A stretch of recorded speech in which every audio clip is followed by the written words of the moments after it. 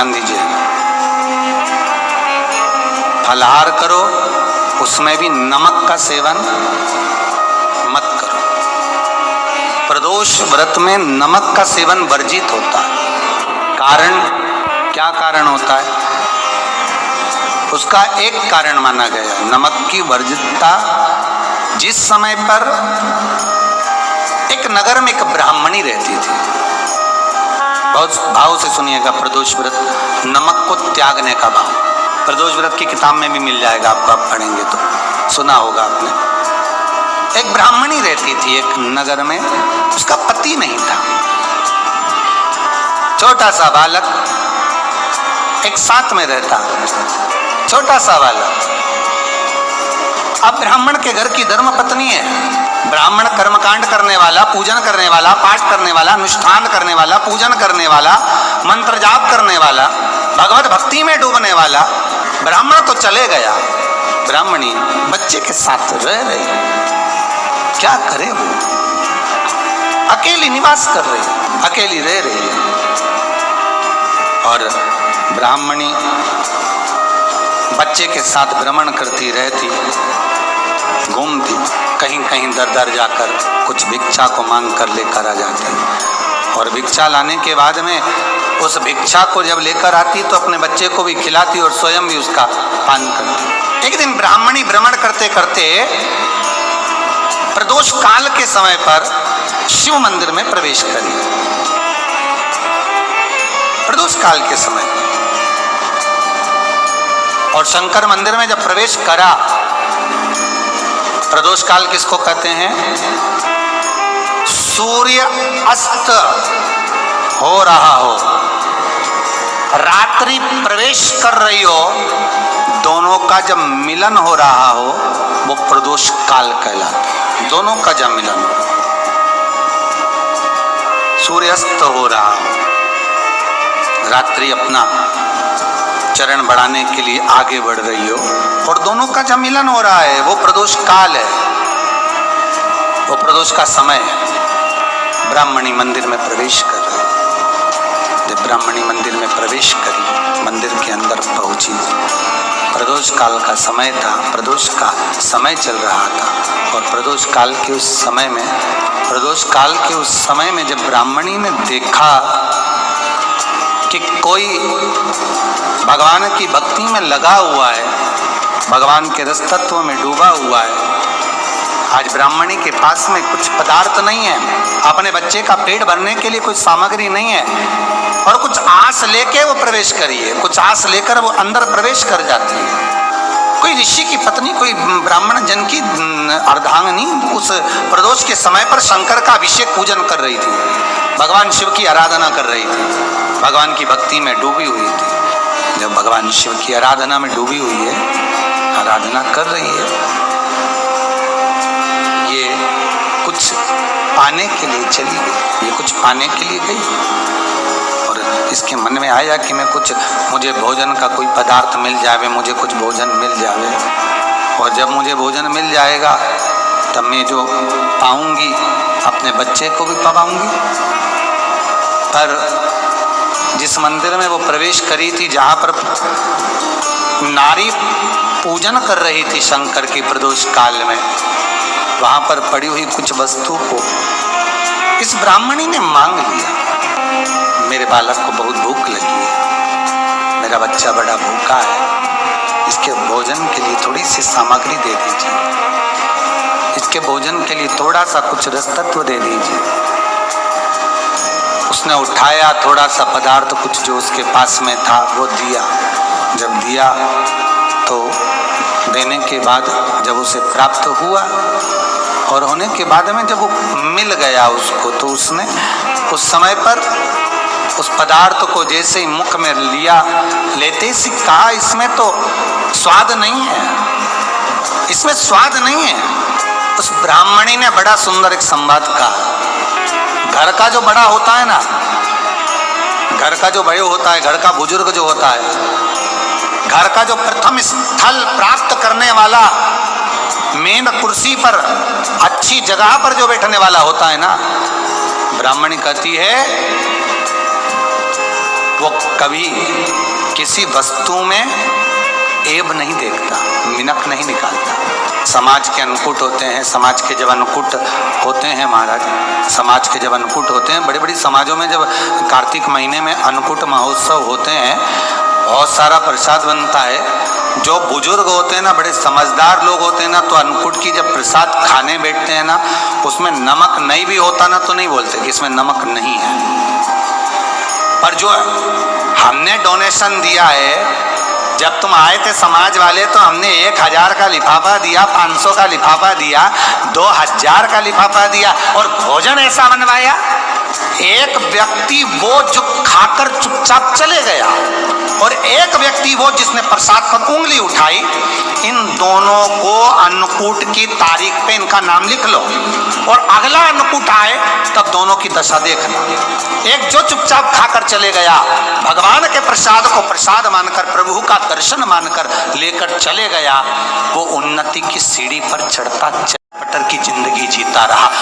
भगवान के प्रसाद में कभी भी ध्यान रखिएगा, भगवान के प्रसाद के अंतर्गत स्वाद की कोई मूलता नहीं होती। भगवान का प्रसाद स्वयं स्वाद है।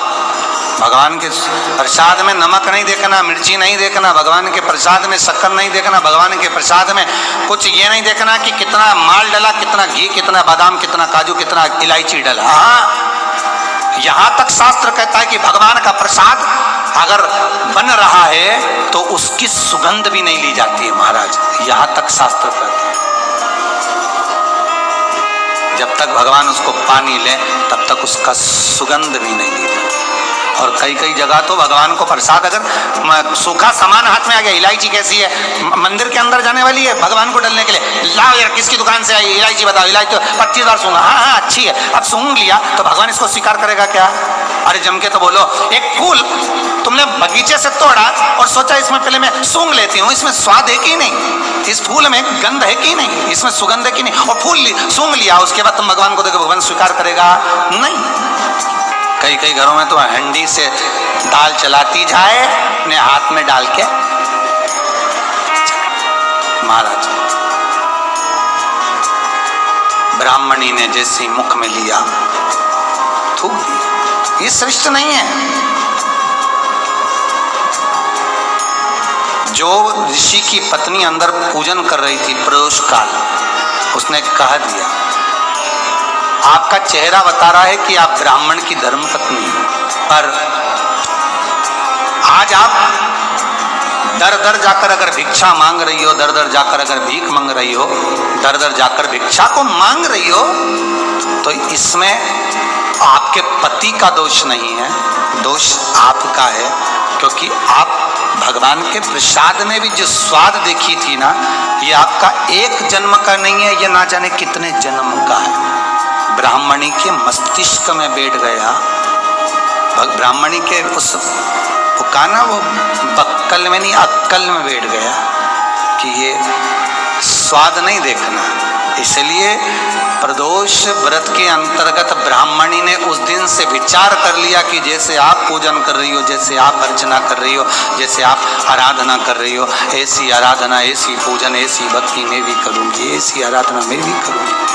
अब मैं स्वाद नहीं देखूंगी। तो प्रदोष व्रत करने वाले को ध्यान रखना चाहिए कि नमक का सेवन ना करे, भोजन ना करे, फलाहार करिए, हल्का आहार करिए, प्रयास करिए।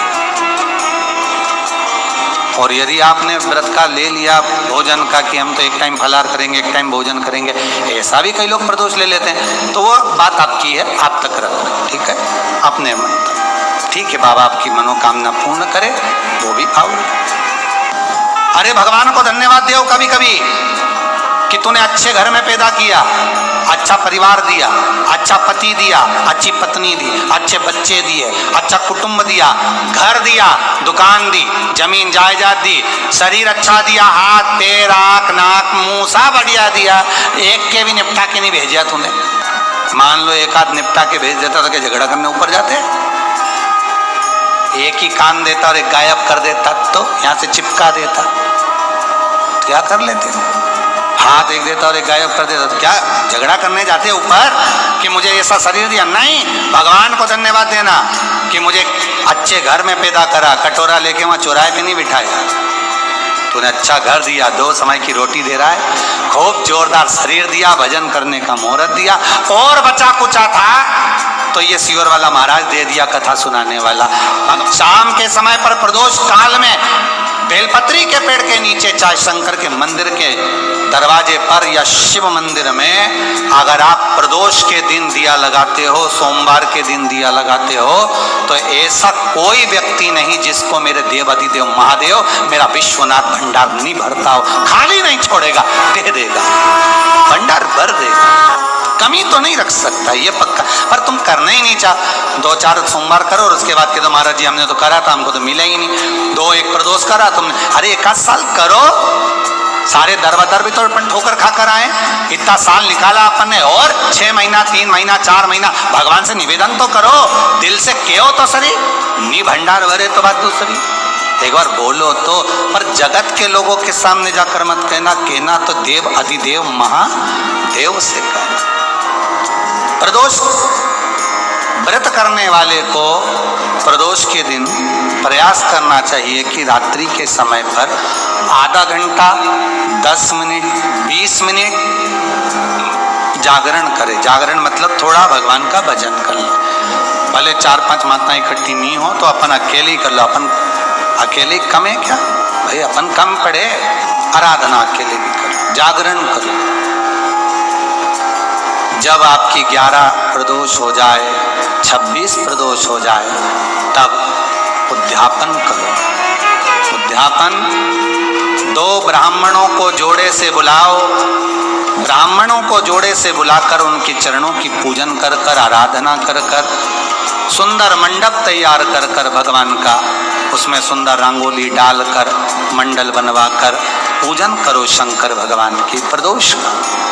एक दिन पहले गणेश की आराधना करो, पूजन करो, और प्रदोष वाले दिन जो मंडल बनाए हैं पूजन अर्चना करने के लिए, जो स्थान दिया है उसकी आराधना करो। खीर की आहुतियां दीजिए 108 बार, जो ब्राह्मण आए उनके माध्यम से मंत्रों द्वारा पूजन कराकर खीर की आहुतियां दीजिए शिव नाम महाराज।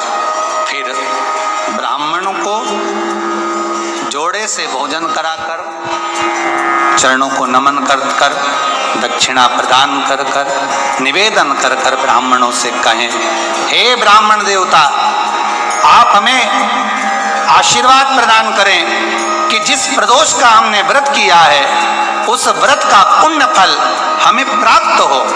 ऐसा ब्राह्मण चरण को नमन कर कर, प्रणाम कर कर उनसे अपने मस्तक पर अक्षत छुड़वाएं, फिर नमन कर कर, भोजन कराकर